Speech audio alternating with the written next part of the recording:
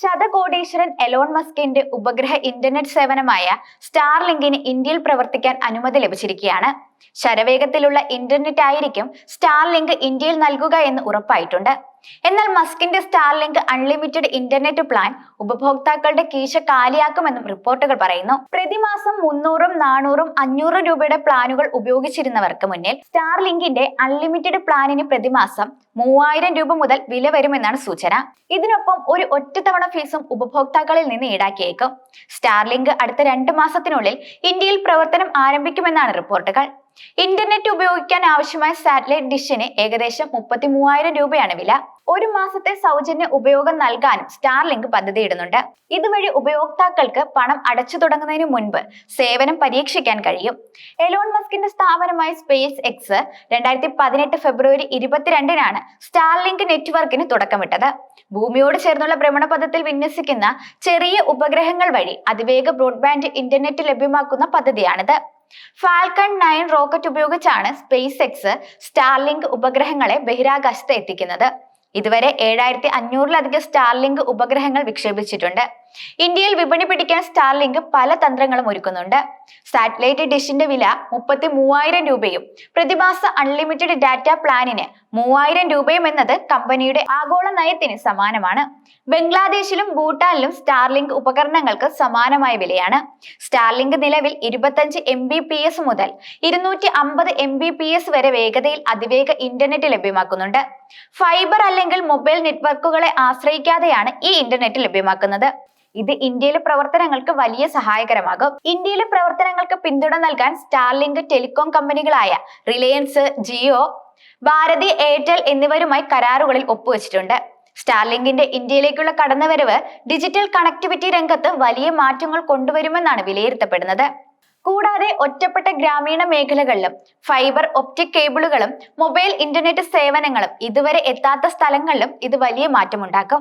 താഴ്ന്ന ഭ്രമണപഥത്തിലുള്ള ഉപഗ്രഹങ്ങളുടെ ഒരു വലിയ ശൃംഖല ഉപയോഗിച്ചാണ് സ്റ്റാർലിങ്ക് ഇത്തരം പ്രദേശങ്ങളിലെല്ലാം വേഗതയേറിയതും സ്ഥിരതയുള്ളതുമായ ഇന്റർനെറ്റ് നൽകാൻ ലക്ഷ്യമിടുന്നത്. നിലവിൽ 100-ലധികം രാജ്യങ്ങളിൽ സ്റ്റാർലിങ്ക് പ്രവർത്തിക്കുന്നുണ്ട്.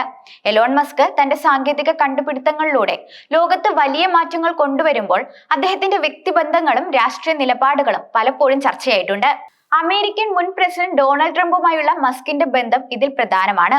ട്രംപ് പ്രസിഡന്റ് ആയിരുന്ന കാലത്ത് അദ്ദേഹത്തിന്റെ ഭരണത്തിൽ മസ്ക് ഒരു പ്രധാന ഉപദേശകനായിരുന്നു. എന്നാൽ ട്രംപിന്റെ ചില നയങ്ങളോടുള്ള അഭിപ്രായ വ്യത്യാസങ്ങൾ കാരണം മസ്ക് ആ സ്ഥാനം രാജിവെച്ചു. പിന്നീട് ട്രംപ് ട്വിറ്ററിൽ നിന്ന് വിലക്കപ്പെട്ടപ്പോൾ മസ്ക് ട്വിറ്റർ ഏറ്റെടുത്ത ശേഷം അദ്ദേഹത്തിന്റെ അക്കൗണ്ട് തിരികെ നൽകി. ഇത് ട്രംപിന് രാഷ്ട്രീയപരമായി വലിയൊരു സഹായകരമായിരുന്നു. പക്ഷെ ഈ നല്ല ബന്ധം അധികകാലം നീണ്ടു നിന്നില്ല. ട്രംപ് ചില സമയങ്ങളിൽ മസ്കിനെ വിമർശിക്കുകയും മസ്ക് അതിന് മറുപടി നൽകുകയും ചെയ്തിട്ടുണ്ട്. ഇരുവരും ശക്തമായ വ്യക്തിത്വങ്ങളാണ്. അതിനാൽ അഭിപ്രായ വ്യത്യാസങ്ങൾ ഉണ്ടാകുന്നത് സ്വാഭാവികമാണ്.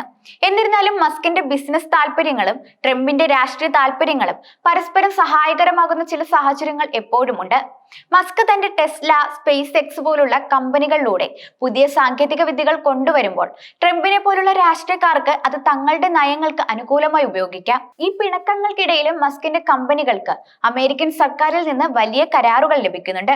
ഇത് മസ്കിന്റെ സ്വാധീനം രാഷ്ട്രീയ നേതൃത്വത്തിനപ്പുറം വ്യാപിക്കുന്നു എന്നതിന്റെ സൂചനയാണ്. സ്റ്റാർലിങ്ക് പോലുള്ള പദ്ധതികൾക്ക് സർക്കാരിന്റെ അനുമതി ആവശ്യമാണ്. അതിനാൽ മസ്ക് എല്ലാ രാഷ്ട്രീയ നേതാക്കളുമായും ഒരു പരിധിവരെ നല്ല ബന്ധം നിലനിർത്താൻ ശ്രമിക്കും. മസ്കിന്റെ ഓരോ നീക്കങ്ങളും, പ്രത്യേകിച്ച് സാറ്റലൈറ്റ് ഇന്റർനെറ്റ് പോലുള്ള സാങ്കേതിക വിദ്യകൾ ലോകത്തിന്റെ വിദൂര കോണുകളിലേക്ക് ഇന്റർനെറ്റ് എത്തിച്ച് ആഗോള ഡിജിറ്റൽ രംഗത്ത് വിപ്ലവം സൃഷ്ടിക്കാൻ സാധ്യതയുണ്ട്. എന്നാൽ അതിന്റെ വിലയും രാഷ്ട്രീയ ഇടപെടലുകളും ഭാവിയിൽ എങ്ങനെയെല്ലാമാണ് ഈ പദ്ധതിയെ ബാധിക്കുക എന്ന് കണ്ടറിയണം. ഇന്ത്യയിൽ സ്റ്റാർലിങ്ക് നൽകുന്ന സേവനങ്ങൾ എങ്ങനെ സ്വീകരിക്കപ്പെടുമെന്നും കാത്തിരുന്ന് കാണണം. എലോൺ മസ്കിന്റെ സ്ഥാപനമായ സ്പേസ് എക്സ് 2018 ഫെബ്രുവരി 22-നാണ് സ്റ്റാർലിങ്ക് നെറ്റ്വർക്കിന് തുടക്കമിട്ടത്. ഭൂമിയോട് ചേർന്നുള്ള ഭ്രമണപഥത്തിൽ വിന്യസിക്കുന്ന ചെറിയ ഉപഗ്രഹങ്ങൾ വഴി അതിവേഗ ബ്രോഡ്ബാൻഡ് ഇന്റർനെറ്റ് ലഭ്യമാക്കുന്ന പദ്ധതിയാണിത്. ഫാൽക്കൺ 9 റോക്കറ്റ് ഉപയോഗിച്ചാണ് സ്പേസ് എക്സ് സ്റ്റാർലിങ്ക് ഉപഗ്രഹങ്ങളെ ബഹിരാകാശത്ത് എത്തിക്കുന്നത്. ഇതുവരെ 7500-ലധികം സ്റ്റാർലിങ്ക് ഉപഗ്രഹങ്ങൾ വിക്ഷേപിച്ചിട്ടുണ്ട്. ഇന്ത്യയിൽ വിപണി പിടിക്കാൻ സ്റ്റാർലിങ്ക് പല തന്ത്രങ്ങളും ഒരുക്കുന്നുണ്ട്.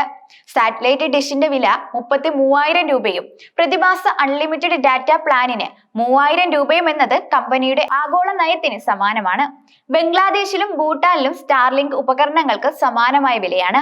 സ്റ്റാർലിങ്ക് നിലവിൽ 25 MBPS മുതൽ 250 MBPS വരെ വേഗതയിൽ അതിവേഗ ഇന്റർനെറ്റ് ലഭ്യമാക്കുന്നുണ്ട്.